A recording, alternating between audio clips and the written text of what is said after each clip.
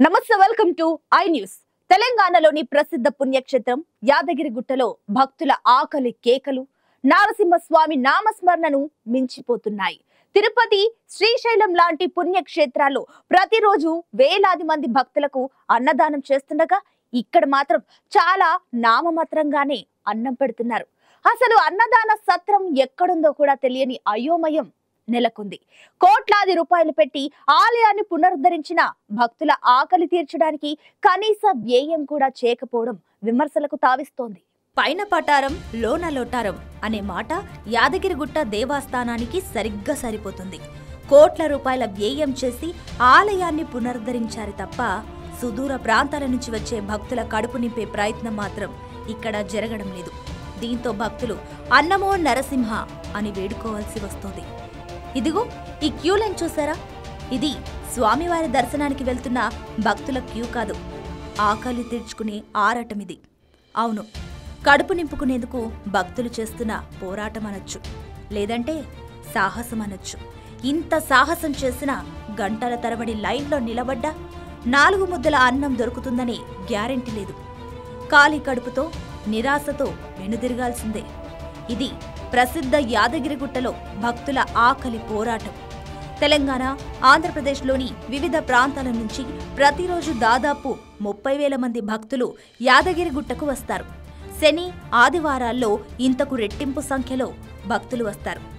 ఇంతమంది భక్తులు వచ్చినప్పటికీ వీరందరికీ సరిపడా అన్నదానం మాత్రం జరగడం లేదు. 30,000 మంది భక్తులు వస్తే కనీసం 1000 మందికి కూడా రోజు ఇక్కడ భోజనం పెట్టడం లేదు. వేలాది మంది భక్తులు క్యూలో నిలబడి తమ వంతు కోసం వెయిట్ చేయడం ఇక్కడ నిత్య కత్యం. చాలా మందికి అన్నం అందక నిరాశతో వెనుదిరగాల్సి వస్తుంది. అన్నం పెట్టిన కొద్ది మందైనా తృప్తితో ఉన్నారంటే అది లేదు. పెట్టే అన్నం చాలా నాసిరకంగా ఉంటుందని భక్తులు ఆవేదన వ్యక్తం చేస్తున్నారు. గుడి కొండ మీదుంటే అన్నదాన సత్రం కొండ కింద ఉంది. దైవ దర్శనానికే గంటల తరబడి క్యూలో నిలబడే భక్తులు దర్శనం పూర్తయ్యాక కొండ దిగి వచ్చి అన్నదాన సత్రాన్ని వెతుక్కుని మరో 2 గంటలు వెయిట్ చేసి అన్నం అడుక్కోవాల్సిన దుస్థితి ఏర్పడింది. అన్నదాన సత్రంలో కూడా కూర్చోవడానికి ఏమాత్రం ఏర్పాట్లు లేవు. దీంతో భక్తులు కింద కూర్చొని 4 మెతుకులు లోపల వేసుకోవాల్సి వస్తుంది. వృద్ధులు, వికలాంగులు చాలా ఇబ్బంది పడుతున్నారు. 20 నుంచి 30,000 మంది భక్తులు దర్శించుకుంటుంటే కేవలం 1000 మందికి అన్నదానం ఏర్పాటు చేస్తున్నారు. ఇది కూడా దృష్టిలో పెట్టుకుని దాదాపుగా 5,000 నుంచి 10,000 మందికి అన్నదానం ఏర్పాటు, భక్తులకు కూడా సరైన సూచిక బోర్డులు ఏర్పాటు లేదు అన్నదాన సత్రం గురించి. వాటిని ఏర్పాటు చేయాలి.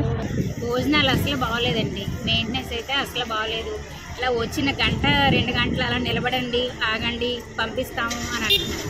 ప్లేస్ చిన్నది అంటున్నారండి. లోపలికి వెళ్ళి చూస్తే అక్కడ అంతా హాలు ఉంది కానీ కనీసం కూర్చోవడానికి కూడా లేదండి. అంగట్లో అన్ని ఉన్న అల్లుడి నోట్లో శని అన్నట్టుగా తయారైంది యాదగిరిగుట్ట ఆలయ పనితీరు. ఆలయం ఎంతగానో అభివృద్ధి చెందినా బుక్కెడు బువ్వ పెట్టలేని స్థితిలో ఉందనే విమర్శలు ప్రభుత్వాన్ని అబాసుపాలు చేస్తుంది. అభివృద్ధి విషయంలో తిరుపతి టెంపుల్ను పోలుస్తున్నప్పుడు అన్నదానం విషయంలో కూడా అవే ప్రమాణాలు పాటించాలి కదా అని ప్రశ్నిస్తున్నారు భక్తజనులు. ఇప్పటికైనా ప్రభుత్వం స్పందించి భక్తులకు సరిపడ సత్రాల భవనాలు పెంచాలని డిమాండ్ చేస్తున్నారు.